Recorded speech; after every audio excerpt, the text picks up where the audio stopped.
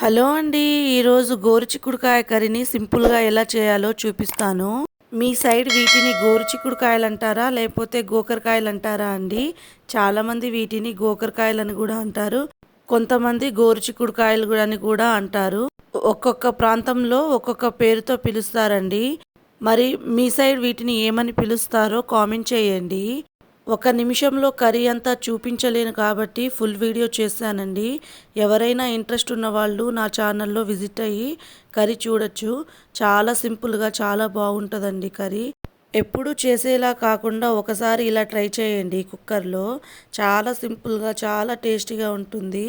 నేను ఒకప్పుడు అసలు గోకరకాయలు, ఈ గోరుచిక్కుడుకాయల కర్రీ తినేది కాదు. నాకు పెళ్ళైన తర్వాత మా అత్తయ్య చేసే వంట చూసి నేను కూడా తినడం స్టార్ట్ చేశాను. అదే పద్ధతిలో మీకు చూపిస్తానండి. మీకు ఎలా వచ్చిందో నాకు కామెంట్ చేయండి. ఫుల్ వీడియో చూడడం మర్చిపోవద్దు.